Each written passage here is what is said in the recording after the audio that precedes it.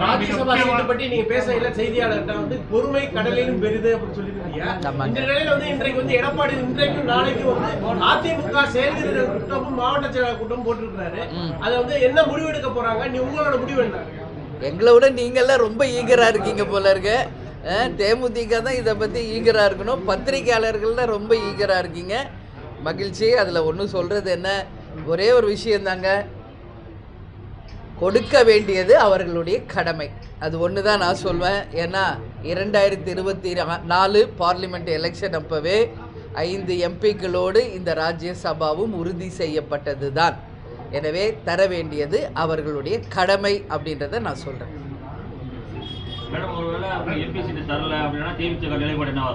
அது அப்புறம் பார்ப்போங்க. எல்லாமே இன்றைக்கே சொல்லிட முடியுமா? நாளைக்கு என்ன நடக்க போகுதுன்னு யாராவது சொல்ல முடியுமா? சொல்லுங்கள். இப்போ பாருங்கள், ஒரு நிமிஷம் நான் இது மன வேதனையோடு பதிய வைக்கிறேன். நடிகர் ராஜேஷ் அவர்கள் இப்போ தான் வந்து காலமானார் என்ற ஒரு செய்தி டிவியில் பார்த்து நான் ரொம்ப வருத்தப்பட்டேங்க. ஏன் இதை சொன்னால், அவருக்கு ஆழ்ந்த இரங்கலை தேமுதிக சார்பாக இந்த பொதுக்குழு இந்த ப்ரெஸ் மீட்டில் நான் சொல்ல கடமைப்பட்டிருக்கேன். கேப்டனுடைய பெஸ்ட் ஃப்ரெண்ட், அது மட்டும் இல்லை குடும்ப நண்பர். அவர் வந்து நல்ல ஆரோக்கியமாக தான் இருந்தார். கேப்டன் கூட எத்தனையோ திரைப்படங்களில் நடிச்சிருக்காரு. இப்படி திடீர்னு அவர் காலமாவார் அப்படின்னு யாருமே நினச்சி கூட பார்க்க முடியாத ஒரு விஷயம்.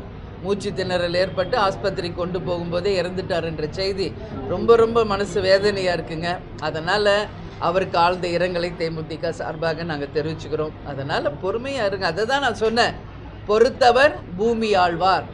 அதில் எந்த மாற்று கருத்து எங்களுக்கு இல்லைங்க. நாங்கள் தெளிவாக இருக்கோம், ஸ்ட்ராங்காக இருக்கோம். அதுக்கான எந்த வித பதட்டமோ அவசரமோ கிடையாது. அதனால தான் உங்களுக்கு ப்ரெஸ் பீப்புளுக்கு தான் நான் அதை சொன்னேன். பொறுமை கடலினும் பெரிதுன்னு ப்ரெஸ்ஸுக்கு தான் நான் சொன்னேன், எங்களுக்கு இல்லை. எங்களை பொறுத்த வரைக்கும் பொறுத்தார் பூமி ஆழ்வார். உங்கள் எதிர்கட்சி கூட்டணி, இந்த எதிர்கட்சி கூட்டணி தலைவர் வந்து ஒப்பந்தப்படி கரெக்டாக வந்து மக்கள் நீதி மையத்துக்கும் வழங்கியிருக்காங்க. அந்த இதை எப்படி பார்க்குறீங்க நீங்கள்? அது அவங்க சொன்னபடி அவர் கொடுத்துருக்கிறாரு. அது வரவேற்கக்கூடிய ஒரு விஷயம். ஏன்னா இங்கே வந்து அரசியலில் வந்து நம்பிக்கை தான் முக்கியம், வார்த்தைகள் தான் முக்கியம். அந்த வார்த்தைப்படி நிச்சயம் நடப்பவர்கள் மேலே தான் மக்களுக்கும் சரி, தமிழகத்தில் இருக்கிற எல்லாருக்கும் ஒரு நம்பிக்கை வரும். அதில் எந்த மாற்று கருத்துமே கிடையாது. அதனால தான் நான் சொல்கிறேன், தர வேண்டியது அவர்களுடைய கடமை. 24 பாராளுமன்ற தேர்தலின் போதே 5 எம்பியும் ஒரு ராஜ்யசபாவும் உறுதி செய்யப்பட்ட ஒன்று. அதனால தான் அவங்க கடமை அதுன்னு நான் சொல்கிறேன். ஏன்னா ஏற்கனவே 2 முறை தேமுதிகக்கு வந்த வாய்ப்பை ஒரு முறை அன்புமணி ராமதாஸ் அவர்களுக்கும் இன்னொரு முறை GK வாசனுக்கும் தந்தாங்க. அதை நாங்கள் மனதார ஏற்றுக்கிட்டோம். அது மாதிரி இந்த முறை எங்களுக்கு தர வேண்டியது எங்களுடைய டேர்ன், இது எங்களுடைய முறை இது. அதுதான் நான் சொல்கிறேன், தர வேண்டியது அவர்களுடைய கடமை. அவருடைய சொல்லில் நிச்சயம் அவர் வந்து உறுதியாக இருந்து நம்பிக்கைக்கு உரியவராக மக்களுக்கும் அவர் நிரூபிக்கணும்னு சொல்லி நான் கேட்டுக்கிறேன். அவங்க கட்சிக்காரருக்கும் மக்களுக்கும் அவர் சொன்ன வார்த்தையை நிரூபிக்கணும்னு சொல்லி நான் கேட்குறேன்.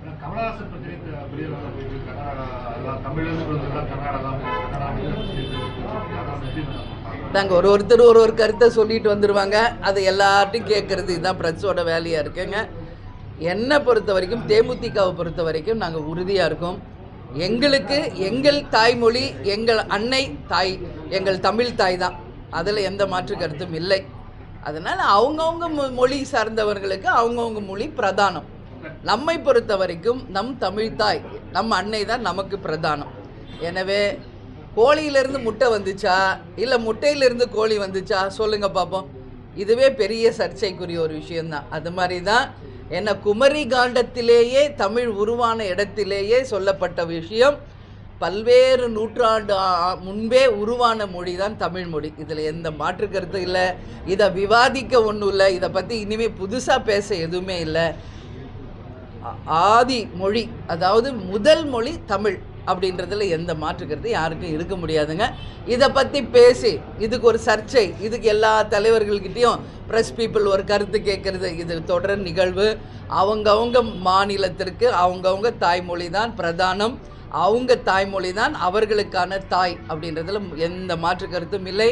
கேப்டன் எப்பவுமே சொல்கிறது மாதிரி, அன்னை மொழி காப்போம், அனைத்து மொழியும் கற்போம் அப்படின்றது தான் தேமுதிகவின் நிலைப்பாடு. நம்மை பொறுத்த வரைக்கும் எங்களுக்கு தமிழ் தாய் தான் எங்களுடைய தாய், அதில் எந்த மாற்று கருத்தும் இல்லை.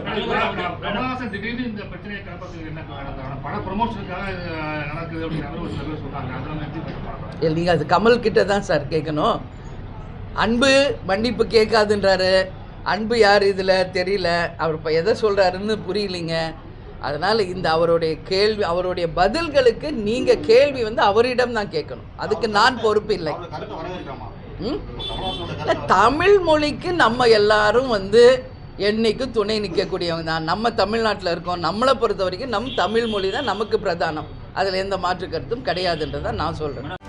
செய்திகளை உடனுக்குடனும் துல்லியமாகவும் தெரிந்து கொள்ள சப்ஸ்கிரைப் பண்ணுங்க.